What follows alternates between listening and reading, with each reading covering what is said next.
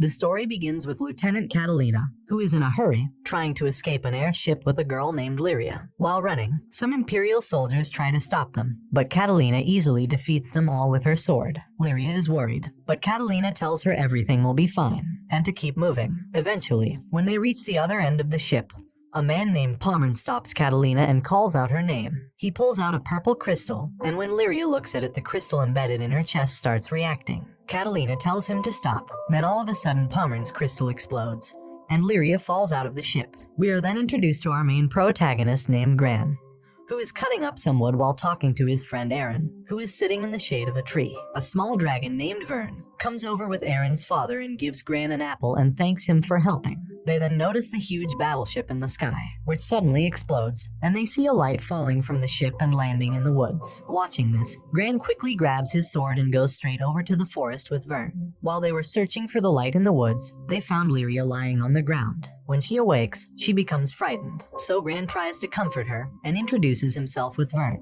Lyria calms down and explains what happened on the ship with Catalina. Then some soldiers spot them and try to capture Lyria. So Gran draws for his sword and protects her by knocking down the two soldiers. One of the soldiers lets off a flare into the sky to call for backup, but Catalina notices the flare and hurries toward the signal to save her. The reinforcements turn up and start chasing them through the woods. Gran asks why they're chasing her, and Lyria told him they're Imperial soldiers from the Empire. The soldiers corner them from every angle, but Catalina shows up just in time and attacks them with her magic powers. Later, Catalina introduces herself to Gran and told him she's also a part of the Empire, but not any longer because of what she's done to them today. She goes on to explain that Lyria is wanted by the Empire, and she was being used as an experiment and was locked in solitary confinement. Catalina thought it was wrong, so she helped her escape. After, Gran tells Catalina that he will help them fight the Empire, and joins them on their quest. But on their way there, Pommern arrives and blocks their path. Pommern then summons his four-headed dragon named Hydra. Catalina told him to run, but the dragon targeted Gran and instantly attacked him. The dragon charges at Gran and puts him to the ground. He manages to dodge all the fireballs, but then gets surrounded by the flames. And right then, the dragon stomps on him, leaving him with a very deep cut in his chest. The others are in shock when they saw what happened to Gran, and Vern starts to cry and tells him to wake up, but Gran doesn't respond. Watching this, Lyria becomes sad and infuriated, and the only way to heal Gran is by Lyria giving him half her power. So she does a spell which takes her to the afterlife to heal Gran and share her power with him. But while doing this, Pommern uses a gem to disrupt Lyria's power. However, Gran still manages to wake up. When Pommern sees this happen, he's in disbelief and asks how she brought him back. He then gets scared, so he commands Hydra to attack Lyria. But at this moment, Gran and Lyria combine their powers together and summon a legendary dragon called the Bahamut. When Bahamut appears, Hydra attacks him with fireballs. But Hydra's attack doesn't seem to do any damage towards Bahamut. When Hydra stops his attack, Bahamut builds up a giant energy ball and uses it against Hydra. And with a single move, Bahamut destroys nearly half the forest and wipes out the soldiers below. When Pommern witnesses the power of Bahamut, he becomes terrified and tells them to retreat. Bahamut wins the fight, and the dragon's soul enters Lyria's crystal. But Gran doesn't feel well and falls down to the ground unconscious. He begins to have flashbacks of himself as a boy, where Gran is seen reading his father's letters. His father told him about all the other islands, like the island of wind and fire, and also the island of astrals, the home of all the primal beasts. His friend Aaron interrupts him and told him that these other islands don't exist and said it's just a fairy tale. However, Gran disagrees and tells him one day he will become a skyfarer just like his father, and will visit the island and meet all the astrals. When Gran awakes, he finds Lyria sitting in his room and hugs him in relief that he's alive. She's shocked that he's alive and well, and has no injuries or marks on his body. When Catalina and Vern come up to his room, Gran asks about the village and if anyone else was hurt, but Catalina tells him that no one in the village got hurt apart from him, and that it's a miracle seeing him alive. She expresses that no amount of magic could ever bring a human back to life. However, the only person who has this kind of power is Lyria. Catalina tells Gran that the Empire has been looking into the primal crystals to expand their domain, and Lyria is the primary key to all their research. But even with all the Empire's resources, they still weren't able to unlock the full potential of Lyria's power, so they kept her locked away until they could complete all their research. But Catalina saved her as she wanted to show her a new life.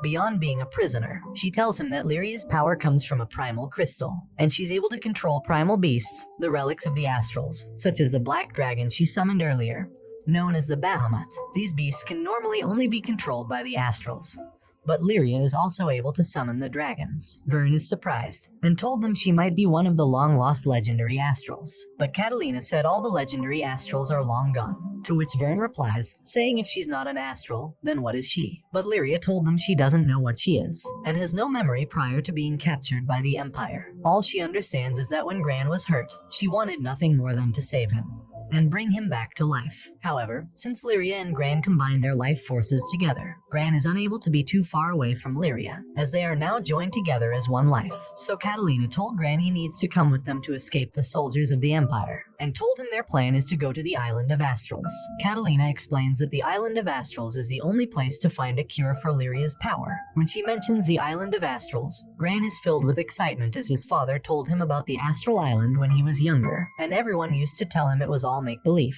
Later that night, he tells everyone in his village about his departure, and the people tell him that the Island of Astrals is a dangerous place. But he tells them he's already made up his mind, and that his destiny is to be with Lyria. The following morning, he meets with the others to head off on their journey in Catalina's old aircraft. During the flight, Catalina's aircraft suddenly becomes unstable, and they end up crashing on an island called Angana. Soon, a man named Rackham spots them crashing and inspects Catalina's ship. He tells them their ship has been completely destroyed and will not be able to fly again. After his inspection, he tells them they need some proper flight training, then puts his bag on and leaves. Later, Catalina takes everyone to the town where Gran buys a new sword, and Lyria takes a diary to write her adventures in it. The following day, Catalina is arguing with the receptionist at the airship station, who told her all the ships have sold out and the next one will be available in a few days. Then Gran notices a giant airship landing outside the station, and said he's always wanted to fly a ship just like this. Then Rackham shows up again and introduces himself. After, he takes them to his workshop and shows them their destroyed airship,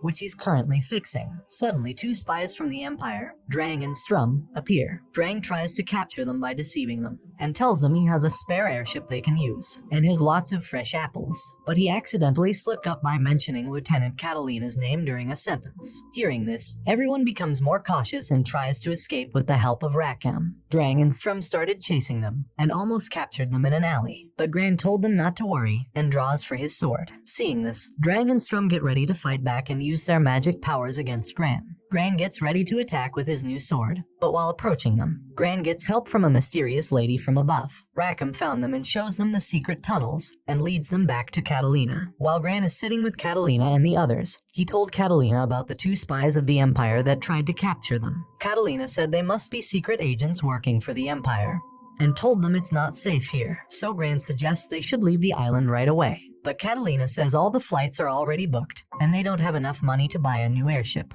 While talking, a girl named Silo appears and tells them she's the bar owner, and says she can help them with whatever problems they're having. Lyria is surprised that someone this small is running a business, but she explains that she is a grown-up person. However, she's from a different race, called the Harvin, so that's why she's small. Catalina asks Silo if she can help them find an airship, but she replies saying that all the Skyfarers are unavailable for hire. But she does have an old airship for sale, but she expresses that it's too expensive for them to buy and also they have no one to fly the ship. So the people sitting next to them heard what they said, and mentions a guy named Rackham, a retired helmsman who might help them fly the ship. So Gran and the others went off to find Rackham to ask him to be their helmsman. But when they arrive near his ship, they notice a Harvin named General Furious, who is leading some Empire soldiers nearby. Catalina says that they should hide in the building until he leaves, but Furious detects their movement and destroys the building they're hiding in. Watching this, Rackham uses his sniper and fires at the soldiers. He also shoots near Gran as a signal to show him the secret underground path. They then meet Rackham as they go into the underground tunnel, and then he leads them back to his house. At Rackham's house, he asks them what they were doing near his ship. So Gran tells him that they were looking for him to be their helmsman.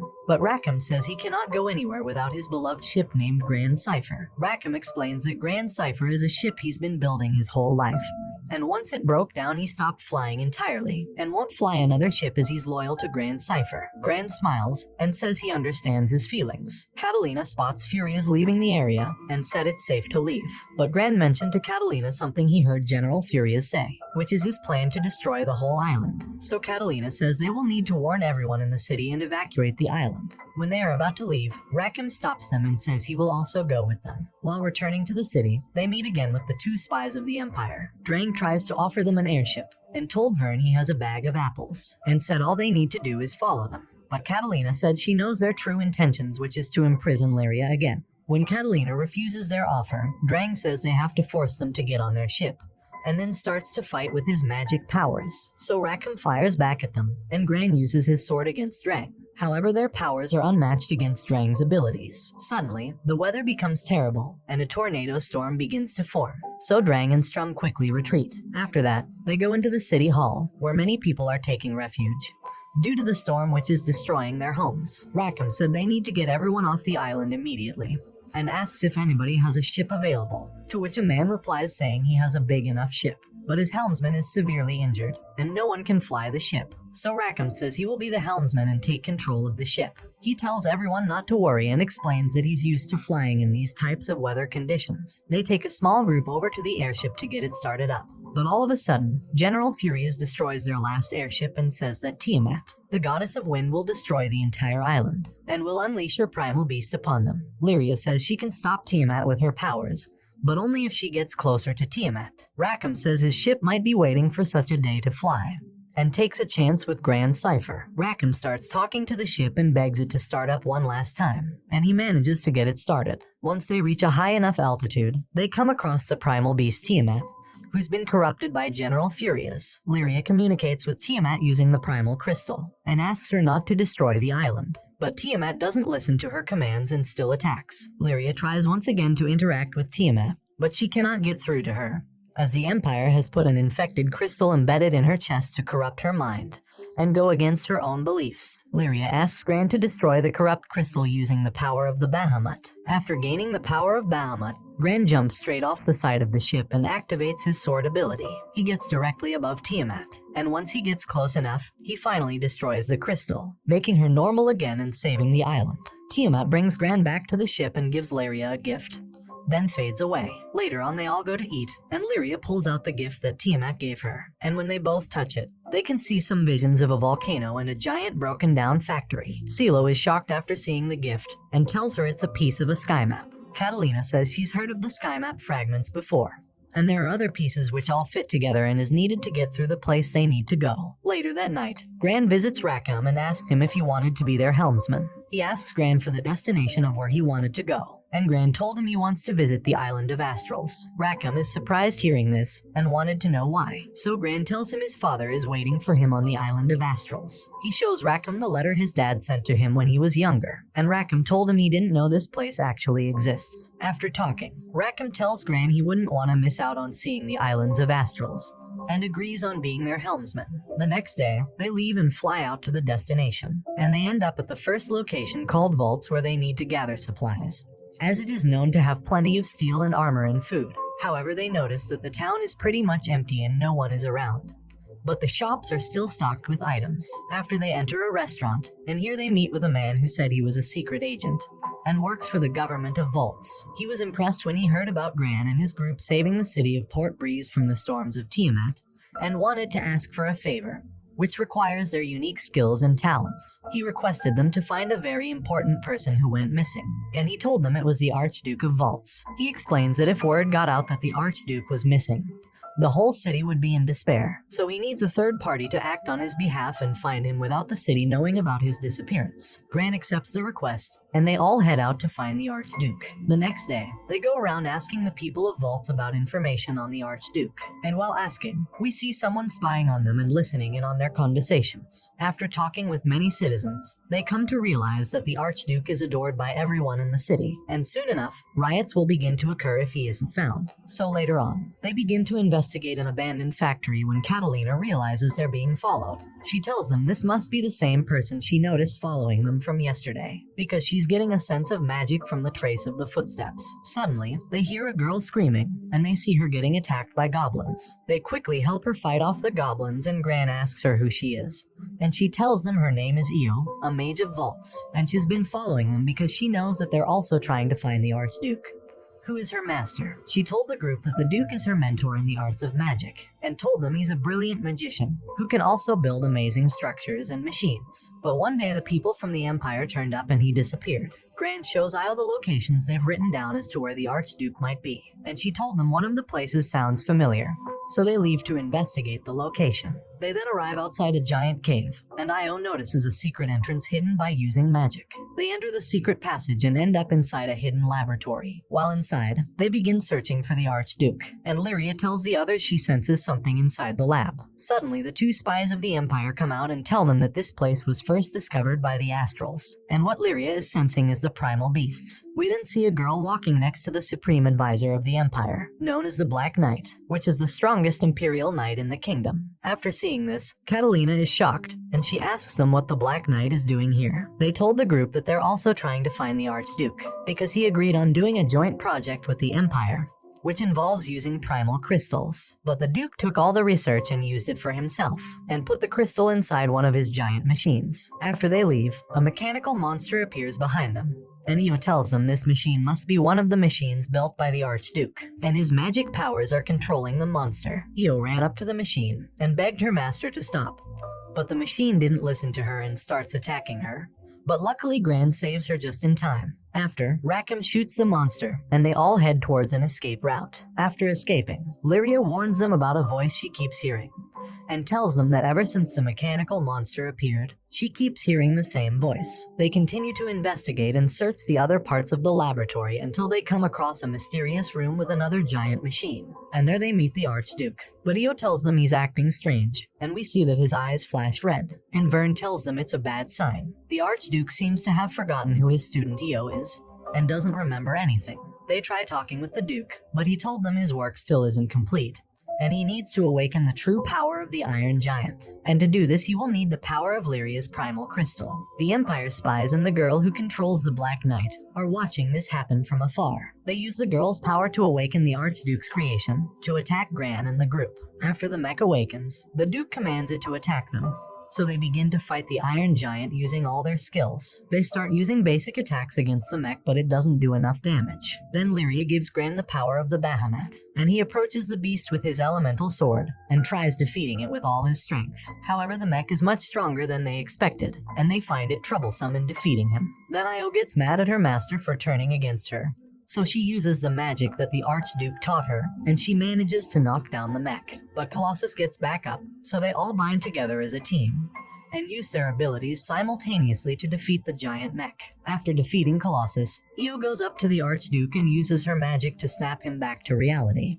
and remove the evil curse the Empire put on him. She starts to cry when he remembers her, and then we see a flashback of Io when she was younger. She explains how an epidemic of a disease spread throughout the city, and caused the death of her mother and father. So for a long time she lived alone, until the Archduke found her and took her in, and treated her like his own daughter. He was kind, and even taught her how to do magic, and made her feel happy even after what happened. After, Io asks everyone what their next plans are, now that they've found the Archduke, and Gran told her they will be continuing on with their journey towards the island of Astrals. The next day, they all get ready to leave for the next trip, and say their goodbyes to the people of Vaults. But that's when Io tells the group she will be traveling with them, as she's always wanted to see the other islands and meet the Astrals. While traveling, they come across some ruins, and decide to go inside to check it out. But while investigating, the ground suddenly breaks, and they all fall down into the depths of the ruins. The team gets split up into two groups, and they end up in a secret underground area. A bat tries attacking Catalina, so she easily eliminates it with her sword. On the other side of the tunnel, Gran spots water rushing towards them,